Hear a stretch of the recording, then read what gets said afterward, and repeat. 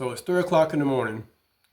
I get a call that a woman has been stabbed several times and has went to the next door neighbor's apartment to call the police. On my way to the call, I radio to dispatch and tell them to send an officer from the neighboring city to assist me because I was the only officer working in my city on this particular night. As I arrive on the scene, I notice a thick trail this thick, maybe thicker, blood going from one apartment to the next door neighbor's apartment. So I open the apartment that the blood trail seemed to be leading to, and there's a woman standing there drenched in blood, and she's got stab wounds all over the back of her head, or all over this side of the back of her head, down behind her ear, all down her neck, and all down her back, as if she was trying to run away while being stabbed. So then I called RPS for her, and had her sit down, and immediately then went to the apartment where the stabber was at. And at that time, the neighboring city's officer arrived on scene. I then kicked the door in where the stabber was at, and as I kicked it in, he's standing by the counter right by the knife, and he's got his hands like this. This hand's close to the knife. So I draw down on him, I'm saying, give me your hands. And he puts his hands up, and I start getting loud verbal commands. Back up towards me. Don't look at me, back up towards me. And he does, he complies. He bags up towards me and I handcuff him. And I proceed to walk him outside and put him in a police car while my neighboring city's officers over there trying to gather information from the victim. The stabber starts trying to bite me and attack me. He's trying to headbutt me, bite me, lunging at me. So I grab him up and I say, stop doing this.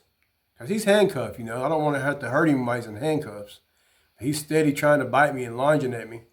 And about the time he took his last lunge, I grab him up and I go to boom him or jam him on the ground. But about that time, the neighboring city's officer, jumps on him, so then we all end up going to the ground. I then pick him up and we put him in the back of the police car and go over to check on the victim and get some information from her.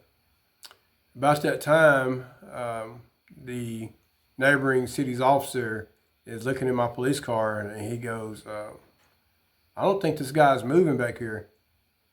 As a matter of fact, I don't think he's breathing. So I'm like, oh crap. I rush over there to the car, and sure enough, if he has a pulse, it's very faint, and he does not appear to be breathing. So about that time, my chief pulls up, and I tell him what's happening. And my chief is like, gotta keep in mind, he's a big old guy. He's like 6'7", 400 pounds, neighboring 400 pounds at this time. And he snatches the guy out of the car so fast his legs didn't even have time to dangle. He snatches him out of the car, throws him on the ground, and punches him in the chest. And at that point, every pore on his face oozed with mucus. Every opening on his face oozed with mucus. Just came out of him everywhere. And he started breathing again. So my chief saved his life.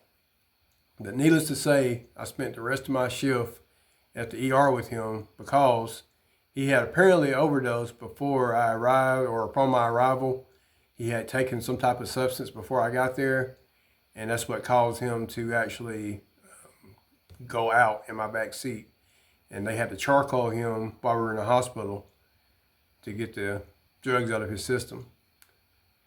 But even though my chief saved that guy's life, to this day that guy still tries to say smart remarks and stuff like that to my chief whenever he sees him. It's like he don't even remember it happening.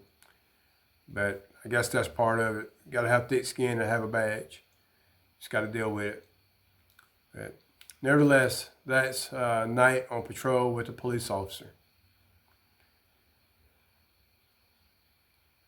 With all that being said, of course, I want to leave you with this as always. Let's not forget to check on our loved ones and friends and just people we know in general.